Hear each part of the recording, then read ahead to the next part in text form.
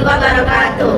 Kami dari kelompok 1 ingin menjelaskan tentang materi kami mengenai brand kopi Kenangan. Sebelum kami menjelaskan lebih lanjut, izinkan kami memperkenalkan diri terlebih dahulu. Perkenalkan, nama saya Tia Prinaya dengan NIM 2504020004. Perkenalkan, nama saya Nur Aini Ramadhani dengan NIM 2504020006. Perkenalkan, nama saya Lala Sandi Purba dengan NIM 2504020011. Perkenalkan, nama saya Tarisela Smaida Baurmanula dengan NIM 2504020020. Perkenalkan, nama saya Siti Simatunda dengan NIM 2504020004. Perkenalkan, nama saya Ida Ramadhani dengan NIM 2504020011. Perkenalkan, nama saya Laura Daniani dengan NIM 2504020011. Selamat datang. Nah, pertama saya akan menjelaskan latar belakang dari brand yang kami pilih, yaitu Kopi Kenangan. Kopi Kenangan sebagai objek analisis karena merupakan representasi nyata dari industri kopi kekinian yang sedang menghadapi perubahan signifikan di era disrupsi. Sebagai brand lokal berskala nasional, Kopi Kenangan berada dalam ekosistem bisnis yang dinamis, di mana mereka harus terus memetakan hubungan dengan aktor lingkungan mikro seperti pesaing manfaat dan pelanggan yang loyal. Analisis ini menjadi krusial untuk memahami bagaimana kekuatan eksternal makro, mulai dari fluktuasi daya beli bisnis mereka, daya beli ekonomi, hingga akselerasi teknologi digital mempengaruhi kelangsungan bisnis mereka di tahun 2026. Melalui kerangka kerja marketing instrument radar, laporan ini bertujuan mengidentifikasi dimensi paling dominan agar perusahaan dapat menentukan rekomendasi strategis yang tepat dalam menghadapi tantangan zaman. Sekarang kita akan beralih ke pembahasan, yaitu analisis lingkungan mikro atau the immediate environment. Nah, lingkungan mikro ini faktor-faktor yang berada di sekitar perusahaan dan secara langsung mempengaruhi kemampuannya dalam melayani pelanggan. Nah, yang pertama itu adalah company internal yang menggunakan konsep hybrid store. Pertama itu adalah faktor internal perusahaan. Di sini Kopi Kenangan menerapkan konsep hybrid store, artinya mereka tidak hanya sekedar kedai kopi biasa, melainkan menyediakan pilihan gerai tipe cafe yang nyaman bagi pelanggan yang ingin bersantai atau dine-in. Namun, di sisi lain, mereka tetap mempertahankan sistem pelayanan yang cepat bagi pelanggan yang ingin membawa pulang minuman atau take away. Kedua, supplier.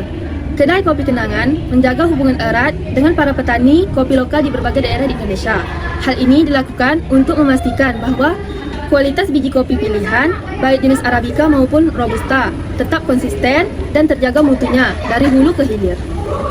Ketiga, marketing intermediate. Kopi Kenangan melakukan kerjasama strategis dengan platform pengiriman besar seperti GoFood, GrabFood, dan ShopeeFood untuk menjangkau pelanggan agar lebih luas. Selain itu, integritas dengan sistem pembayaran digital atau e-wallet untuk mempermudah proses transaksi. Nah, yang keempat ini adalah kompetitor atau pesaing. Kompetitor ini dapat dibagi menjadi dua kategori, yaitu pesaing produk adalah mereka yang menjual produk seperti For Coffee, Point Coffee, atau Starbucks. Nah, yang kedua itu ada pesaing manfaat atau insight. Itu adalah kompetitor yang menawarkan manfaat kesegaran atau kepraktisan serupa seperti minuman kekinian non kopi, contohnya Misu, atau produsen minuman botol di supermarket dengan harga yang lebih ekonomis. Kelima, publik. Kopi Kenangan aktif menjalin hubungan baik dengan media massa, komunitas pencinta kopi, serta para pengikut di media sosial. Meningkat citra brand sangat dipengaruhi oleh persepsi publik. Menjaga interaksi positif di dunia digital menjadi prioritas mereka. Jadi yang keenam itu adalah customer atau pelanggan. Nah, fokus utama Kopi Kenangannya itu adalah generasi Z atau Gen Z dan juga milenial. Mereka ini mampu memposisikan diri sebagai penyedia kopi berkualitas namun dengan harga yang tetap terjangkau atau sering disebut juga dengan affordable luxury. Nah, dengan mengelola keenam elemen lingkungan mikro ini secara seimbang, Kopi Kenangan mampu mempertahankan posisinya sebagai pemimpin pasar kopi kekinian di Indonesia. Analisis lingkungan makro. 1. Demografi dan ekonomi. Kopi Kenangan membidik segmen yang sangat spesifik namun masif, seperti generasi Gen Z dan milenial. Profil konsumennya, kelompok ini memiliki gaya hidup konsumtif dan kebutuhan akan eksistensi sosial. Kopi bukan lagi sekedar minuman, melainkan identitas gaya hidup. Sensitivitas harga, meskipun konsumtif, kelas menengah ini sangat peka terhadap inflasi. Strategi harga Kopi Kenangan yang berada di tengah-tengah atau di atas kopi saset tapi jauh di bawah kafe global adalah kunci untuk menjaga loyalitas saat daya beli berfluktuasi. 2. Teknologi. Teknologi bukan sekadar pendukung, melainkan tulang punggung operasional Kopi Kenangan atau sering disebut sebagai New Retail. Omnichannel, integrasi antara aplikasi Kopi Kenangan, ekosistem e-wallet atau GoPay, OVO, dan lain-lain, dan layanan delivery atau GoFood atau GrabFood, menciptakan efisiensi tinggi. Data atau driven, penggunaan aplikasi memungkinkan perusahaan mengumpulkan data perilaku konsumen untuk memberikan promo yang personal dan menentukan lokasi pembukaan gerai baru yang lebih akurat. Saya akan menjelaskan poin ketiga dan keempat, yaitu poin ketiganya, politik dan hukum. Kepatuhan terhadap regulasi di Indonesia adalah fondasi kepercayaan konsumen, seperti adanya sertifikat halal. Sebagai negara dengan mayoritas muslim, sertifikat halal merupakan kewajiban mutlak yang wajib dipenuhi kopi kenangan untuk menjamin keamanan konsumen. Lalu yang kedua, regulasi pajak dan pangan. Kebutuhan terhadap standar BPOM dan aturan perpajakan memastikan keberlangsungan bisnis dalam jangka panjang dan memudahkan ekspansi ke pasar internasional.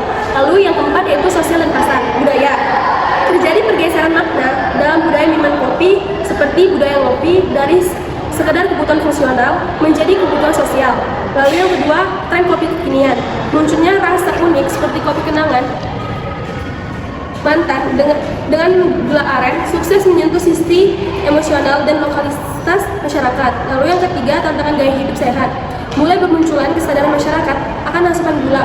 Kopi kenangan merespon ini dengan menyediakan opsi less sugar atau penggunaan alternatif susu agar tetap relevan dengan mengkonsumsi yang peduli kesehatan. Di sini saya ingin menjelaskan tentang dimensi analisis. Dimensi yang paling dominan mempengaruhi kopi kenangan adalah ekonomi dan teknologi. Yang pertama itu ada ekonomi berpengaruh karena daya beli masyarakat menentukan seberapa sering konsumen membeli kopi. Jika ekonomi menurun atau harga barang baku naik, maka penjualan bisa ikut terdampak. Salah satunya yaitu daya beli dan inflasi. Kopi kenangan menyasar kelas menengah ketika terjadi inflasi atau kenaikan harga BBM. Biaya hidup meningkat sehingga konsumen cenderung mengurangi pengeluaran sekunder seperti kopi kenangan kekinian. Yang kedua itu ada teknologi, sangat penting karena bisnis berpengaruh pada digitalisasi seperti aplikasi delivery, pembayaran cashless, dan pemasaran online yang meningkatkan kemudahan akses bagi konsumen.